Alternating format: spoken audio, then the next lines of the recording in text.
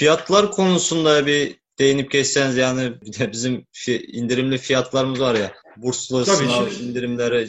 Fiyatlar ile ilgili işte şöyle bir tablo açtık biz şu anda. Bunlarla ilgili biraz kısaca bir konuşsak. tabii hemen şöyle söyleyeyim. Şimdi burada görmüş olduğumuz şimdi iki farklı burslardan bahsedeceğim ilk önce. Bursları da ikiye ayıracağım. Nasıl ikiye ayıracağım? Burada ilk 7 sütun yani 7 satırda görmüş olduğunuz bölümlerin bursluluk oranları birazcık daha farklı. Neden farklı? Bu bölümler zaten bizim üniversitemizin alanında gerçekten Türkiye'de en iyisi diyebilecek kadar iyi olduğumuz bölümler ve bu bölümlere ciddi anlamda çok başarılı öğrenciler başvuruyorlar. Bu bölümlerde mesela yine bizim acentamız üzerinden gelen öğrencilerimize tıp fakültesi için %5 indirim uyguluyoruz. Yine bursluluk sınavı üzerinden başarılı olan öğrencilere başarılarıyla bağlı kalmak üzere %15, %10 ve %5 şeklinde indirim uyguluyoruz. Ve peşin öderse öğrenci bu fiyatı, ki peşin ödemeyi biz tavsiye ediyoruz çünkü %10'luk bir indirim söz konusu orada.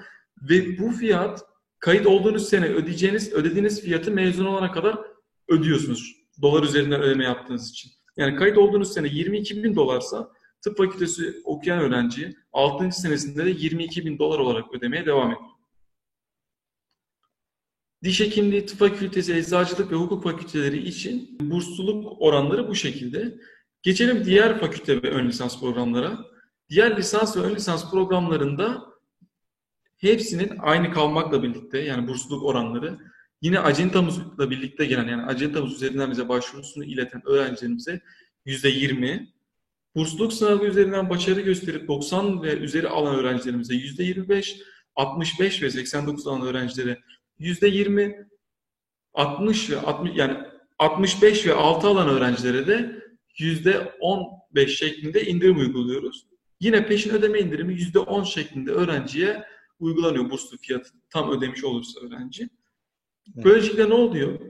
Yani mühendislik fakültesi üzerinden gidersek 7378 olarak bizim ilan etmiş olduğumuz bölümün değeridir.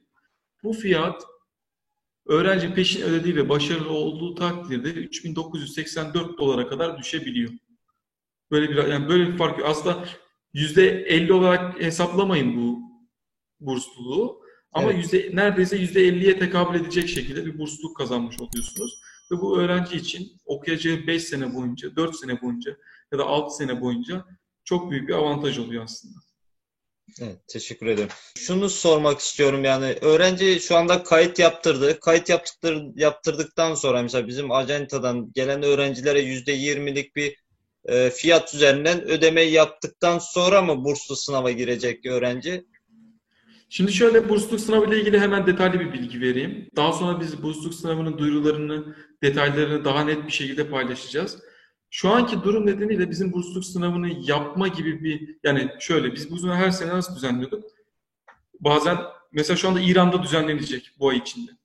İran'da bir anlaşmalı olduğumuz bir eğitim danışmanlık kurumunun organizasyonuyla birlikte biz o bursluluk sınavını düzenleyeceğiz. Öğrenciler katılabilecekler.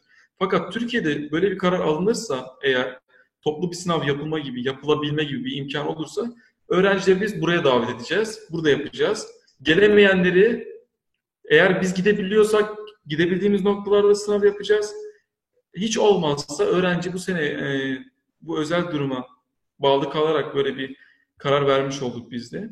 Gelen öğrenciyi kendimiz burada sınava tabi tutacağız, yani birebir.